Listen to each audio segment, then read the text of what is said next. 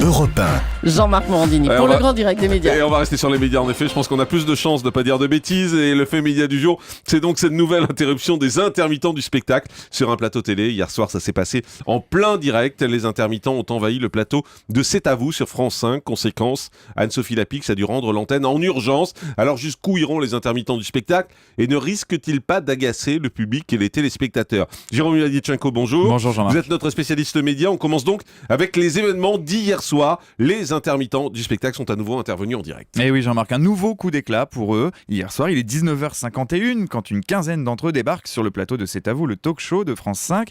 Ingrid Betancourt, invitée d'Anne-Sophie Lapix, est alors en train de répondre à une question. Écoutez ce qui s'est passé. Il y a aussi l'envie d'être heureux. Oui.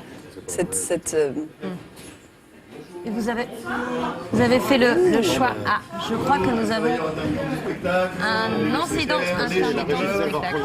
Voilà, la régie va couper. Bonsoir. Vous avez nous parler de la mobilisation. Bonsoir.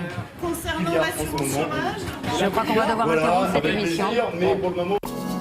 C'est à vous reçoit aussi sur france5.fr. Ouais, ils ont balancé l'autopromo derrière. Vous avez vu qu'il y a un nouveau mot, ça s'appelle incident intermittent du spectacle, dit Anne-Sophie Lapix. C'est devenu une formule désormais. Et c'est vrai que Anne-Sophie Lapix l'a annoncé. La régie va couper, on l'entend prononcer ces quelques mots. Et en effet, la régie a coupé. Elle a fait partir un jingle de l'émission, c'est ce qu'on a entendu. Une succession de bandes annonces, puis un documentaire sur la Nouvelle-Calédonie. Pendant ce temps-là, sur le compte Twitter de l'émission, la rédaction s'excuse auprès des téléspectateurs pour cette coupure. Et elle l'explique en disant que cette interruption est une consigne qui émane de France Télévisions.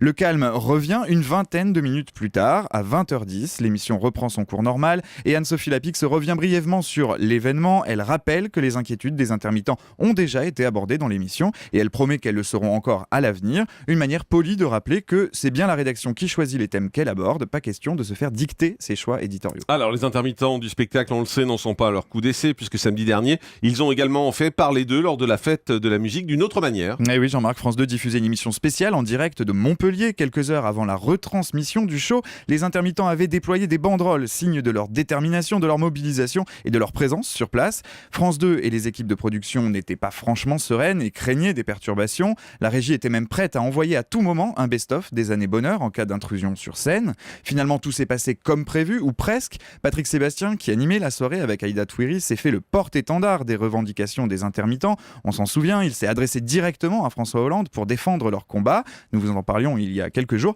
Un moyen efficace d'éloigner la menace d'une perturbation plus importante. Alors la question que l'on se pose ce matin, c'est est-ce que les téléspectateurs ne vont pas se lasser et s'agacer de leur combat? Il est vrai que depuis plusieurs semaines, les intermittents ne lésinent pas sur les moyens pour médiatiser leur lutte. En mai dernier, lors du Festival de Cannes, c'était le plateau du Grand Journal qui avait été envahi. Quelques semaines auparavant, c'est le journal de 20h de David Pujadas sur France 2 qui avait subi le même genre d'intrusion.